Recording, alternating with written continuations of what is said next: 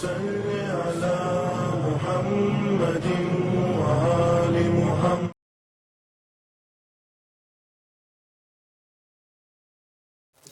اعوذ باللہ السمیع العلیم من الشیطان اللعین الرجیم. بسم اللہ الرحمن الرحیم. الحمد للہ رب العالمین وبہ نستعین وہو خیر ناصر ومعین وصلی اللہ علی محمد وآلہ الاطیبین الاطہرین الاکرمین المعصومین. اما بعد فقد قال رسول اللہ صلی اللہ علیہ وآلہ وسلم بسم اللہ الرحمن الرحیم. من قام عند مریض یوما ولیلہ بعثہ اللہ مع ابراہیم الخلیل. ناظرین گرامی السلام علیکم ورحمۃ اللہ وبرکاتہ. اولا میں اپنے تمام ناظرین کی خدمت میں، تمام مؤمنین کی خدمت میں مولا الموحدین امیر المؤمنین یعنی حضرت علی بن ابی طالب علیہ السلام کی ولادت باسعادت کے پرمسرت موقع پر تبریک و تہنیت پیش کرتا ہوں. ہم آپ حضرات کی خدمت میں حاضر ہیں رسول اسلام کے خطبہ اخلاقی سے متعلق گفتگو کو لے کر، جس میں ہماری گفتگو کا آج محور اور موضوع ہوگا عیادت مریض کی احوال پرسی اور مریض کی عیادت.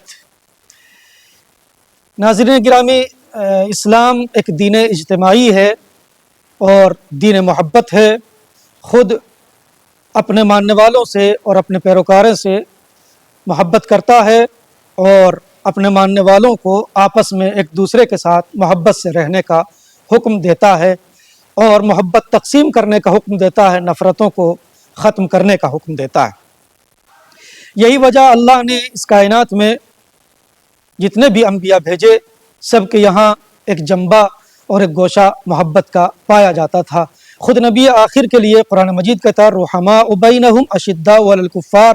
نبی کی صفات میں سے ایک صفت یہ تھی کہ نبی اپنے لوگوں کے درمیان رحم دل تھے اور کفار کے لیے سخت دل تھے. آخری امام کے جو پردہ غیبت میں ہیں ان کے یاران اور ان کے انصاران کی صفات میں سے بھی ایک صفت یہ ہے اذلۃ علی المؤمنین اعزۃ علی الکفار. امام کے جو انصار ہوں گے ان کی ایک صفت یہ ہے کہ وہ مومنین کے لیے رحم دل ہیں اور کفار کے لیے سخت دل ہیں. ایک دوسرے کے ساتھ محبت سے پیش آؤ، ایک دوسرے کے ساتھ اسلام اسی کا حکم دیتا ہے. ایک اجتماعی دین ہے اور ایک محبتی دین ہے. یہی وجہ ہے قرآن مجید نے بہت تاکید کی انما المؤمنون اخوہ، مومنین آپس میں ایک دوسرے کے بھائی ہیں اور ایک دوسرے کے ساتھ بھائی چارگی سے رہنا چاہیے. قرآن نے اخوہ کا لفظ استعمال کیا ہے، مومن ایک دوسرے کا بھائی ہوتا ہے. ائمہ نے بہت زیادہ اس چیز کی طرف توجہ دلائی ہے. فرمایا کونوا اخوۃ متحابین متواصلین متراحمین.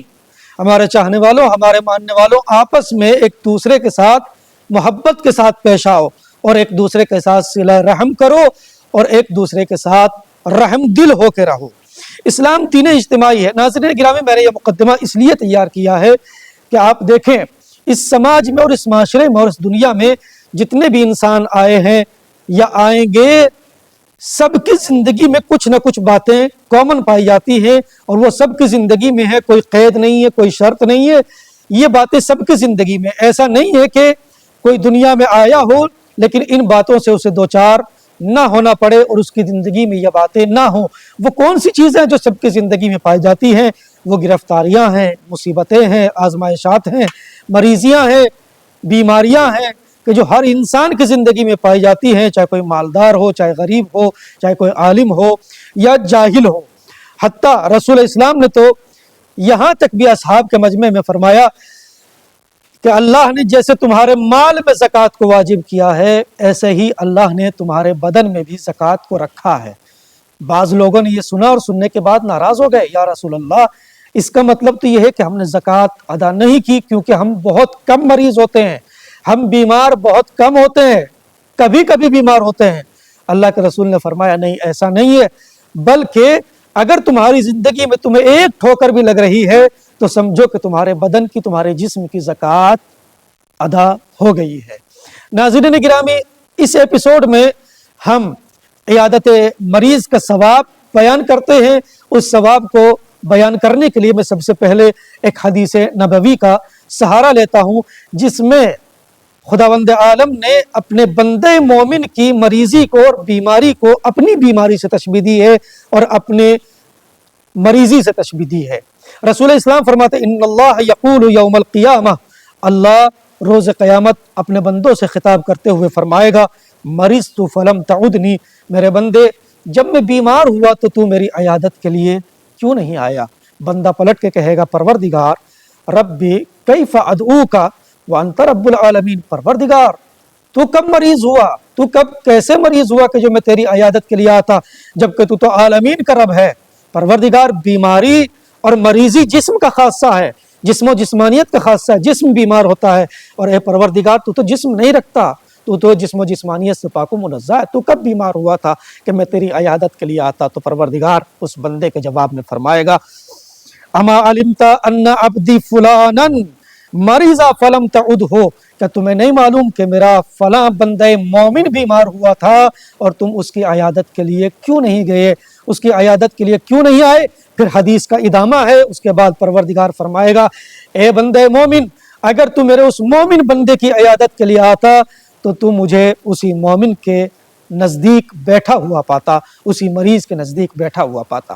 چھٹے امام جعفر صادق علیہ الصلوۃ والسلام اللہم صلی علی محمد وآل محمد، ایک صحابی ہیں جن کا نام ہے معلّہ کہتے ہیں میں چھٹے امام کی خدمت میں حاضر ہوا، میں نے معلوم کیا مولا ایک مسلمان کا دوسرے مسلمان پر کیا حق ہے، ایک مومن کا دوسرے مومن کی گردن پر کیا حق ہے؟ مولا نے فرمایا صادق آل محمد نے معلّہ میں تمہیں سوال کا جواب تو دوں گا، لیکن سوال کا جواب دینے سے پہلے مجھے خوف ہے، میں خطرہ محسوس کر رہا ہوں کہ کہیں ایسا نہ ہو کہ میں تمہیں سوال کا جواب بھی دے دوں اور تم جواب جاننے کے باوجود، علم رکھنے کے باوجود ان تمام باتوں پر عمل پیرا نہ ہو سکو اور عمل نہ کر سکو۔ معلّہ نے کہا مولا آپ ارشاد تو فرمائیے، میں کوشش کروں گا کہ اپنی زندگی میں ان تمام باتوں پر عمل کروں۔ مولا نے فرمایا والحقوق سبعہ، ایک مومن کا دوسری مومن کی گردن پر تقریباً 7 حقوق ہیں، جن میں سے میں یہاں پر چند حقوق ذکر کرتا ہوں۔ سب سے پہلا حق یہ ان قبل قسمہ، اگر کوئی بندہ مومن کسی معاملے میں کسی کے سامنے قسم کھا رہا ہے تو دوسرے مومن بندے کو چاہیے کہ اس کی قسم کا یقین کرے۔ وَتُجِيبُ دَعْوَتَهُ، اور اگر کوئی بندہ مومن تمہیں اپنے کسی کام کے لیے آواز دے تو اس کی آواز پر فوراً لبیک کہو اور اس کے کام میں اس کے مددگار ثابت رہو، چاہے کام کیسا بھی ہو، جائز کام ہو تو اس کے کام میں اس کے معاون و مددگار بنو۔ تیسری چیز وَتَعُودُ مَرَضَهُ، اور اگر تمہارے پاس یہ خبر پہنچے کہ اللہ کا کوئی مومن بندہ بیمار ہے تو تمہیں چاہیے کہ تم اس کی عیادت کے لیے ضرور جاؤ، اس کی احوال پرسی ضرور کرو۔ اور پھر فرماتے ہیں وَتَشْهَدُ جَنَازَتَهُ، اور اگر تمہارے پاس کسی مومن کے انتقال کی خبر آئے، کسی کے مرنے کی خبر آئے تو تمہیں چاہیے کہ تم اس کے جنازے میں شرکت کرو، اس کے جنازے میں حاضر رہو۔ وَإِذَا عَلِمْتَ أَنَّ لَهُ حَاجَةً تُبَادِرُ إِلَىٰ قَضَائِهَا، پھر صادق آل محمد فرماتے ہیں یاد رکھو معلّہ، جب تمہیں معلوم ہو کہ اللہ کے کسی مومن بندے کو کوئی حاجت پیش ہے اور اسے کوئی ضرورت ہے تو اس کی ضرورت کو پورا کرنے کے لیے جتنا ممکن ہو اتنا کوشش کرو۔ یہی چھٹے امام ارشاد فرماتے ہیں کہ اگر کوئی مومن دوسرے مومن بندے کی، کسی مریض کی، کسی بیمار کی عیادت کے لیے جاتا ہے اور وہ صبح کے وقت میں جاتا ہے تو اللہ عیادت کرنے والے کے ساتھ شام تک 70,000 ملائکہ مقرر فرماتا ہے، 70,000 فرشتوں کو اس کے ساتھ رکھتا ہے تاکہ وہ شام تک اس کے لیے دعا اور استغفار کر سکے۔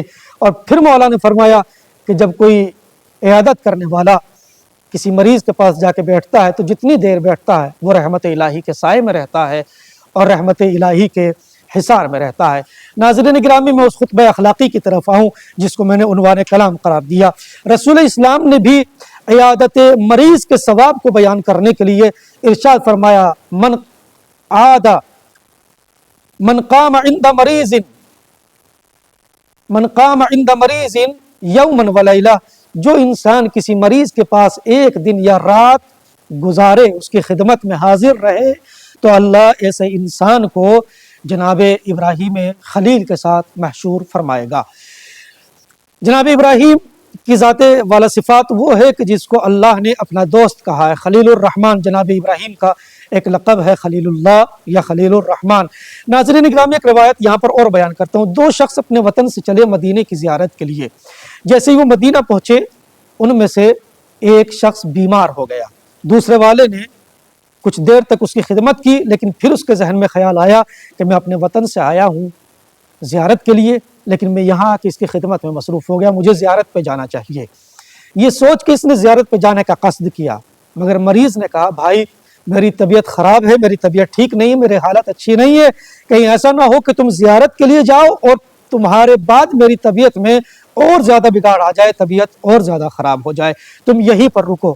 لیکن اس شخص نے اس مریض کی ایک نہ سنی اور زیارت کے لیے پہنچ گیا، حرم نبی کی زیارت کی اور اس کے بعد چھٹے امام کی خدمت میں حاضر ہوا۔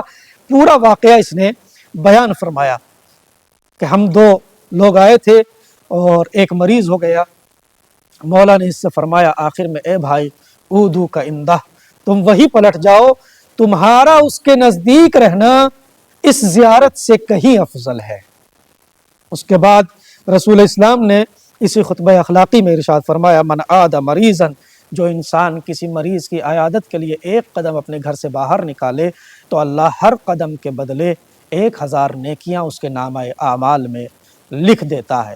اور پھر اسی خطبہ اخلاقی میں رسول اسلام فرماتے ہیں من سعی فی حاجت مریض، جو انسان کوشش کرے، جد و جہد کرے کہ کسی مریض کی کوئی ضرورت پوری کرے، تو اللہ کا رسول فرماتا ہے وہ انسان اپنے گناہوں سے ایسے پاک ہو جاتا ہے کہ جیسے اس نے آج ہی دنیا میں آنکھیں کھولی ہو اور اپنی ماں کے شکم سے باہر آیا ہو، ایسے انسان پاک ہو جاتا ہے۔ بہت سارے نیک اعمال ہیں، لیکن انہی تمام تر نیک اعمال میں ایک نیک عمل یہ بھی ہے کہ کسی مریض کی، کسی مومن بندے کی کوئی حاجت و ضرورت پورا کر دینا۔